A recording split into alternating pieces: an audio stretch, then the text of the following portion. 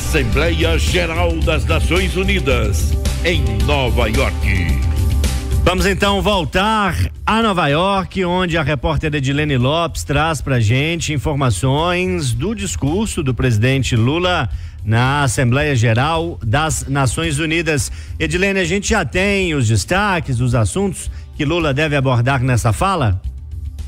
Bom dia, Loli, bom dia, André. Bom dia, pois mais é, uma vez. O discurso principal do presidente Lula aqui na Assembleia Geral da ONU, na próxima terça-feira, na abertura da reunião de líderes, será focado nos 3 eixos centrais do G20, que são combate à fome e à pobreza, transição energética e mudança do clima e também governança global. Nós apuramos que o presidente vai aproveitar a presença de mais de 190 países para tentar ampliar uma mobilização com o objetivo de pressionar os países mais ricos a aceitarem uma reforma de governança em organismos internacionais como o Conselho de Segurança da ONU, o Fundo Monetário Internacional, o FMI, e também o Banco Mundial. A ideia é unir os chamados países do Sul Global, que antes eram conhecidos como nações do terceiro mundo ou subdesenvolvidas, na reivindicação por espaços no comando dessas entidades, que são tradicionalmente presididas ou coordenadas pelos países economicamente mais desenvolvidos. Lula também vai cobrar comprometimento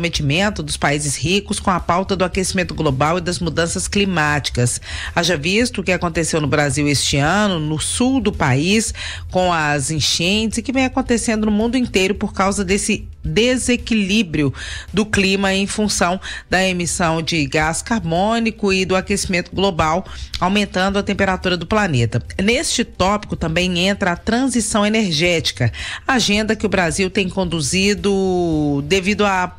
ao seu potencial de produção e de investimento em energias renováveis e não poluentes, como por exemplo a energia eólica e a energia solar, e também em combustíveis não fósseis, como os que usam biomassa de vegetais. Outro ponto que será explorado pelo presidente brasileiro é o combate à fome e à pobreza, tema para o qual foi criada uma aliança global dentro do G20 que se tornará independente em novembro, quando termina a presidência brasileira no bloco. Pela primeira vez, o assunto foi tratado como um eixo dentro do grupo que reúne 19 países, a União Europeia e também a União Africana. A Aliança Global contra a Fome e a Pobreza, que foi criada durante a presidência brasileira, depois que houve G20 na Índia, e agora durante esse ano em que o Brasil comanda os trabalhos do G20 e fecha com a reunião de cúpula em novembro, essa aliança vai funcionar como se fosse um Tinder social. Poderão fazer adesão os países com necessidades específicas e nações que queiram financiar esses projetos.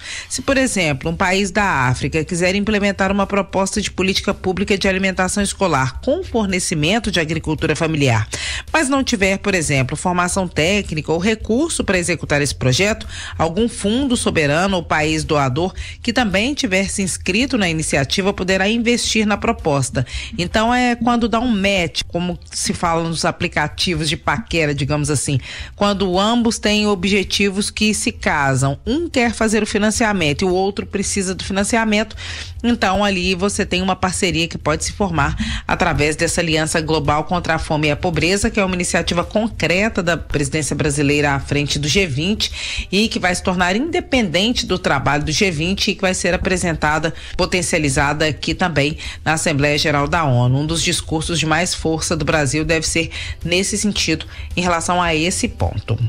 Uma excelente semana para nós e de muito trabalho aí aqui também em Nova York, na Assembleia Geral da ONU, já que o presidente Lula fica até no mínimo a próxima quarta-feira e a agenda continua a todo vapor até o dia 30, com a presença de vários brasileiros, dentre eles ministros e também representantes da iniciativa privada. Obrigado, Edilene Lopes, falando de Nova York.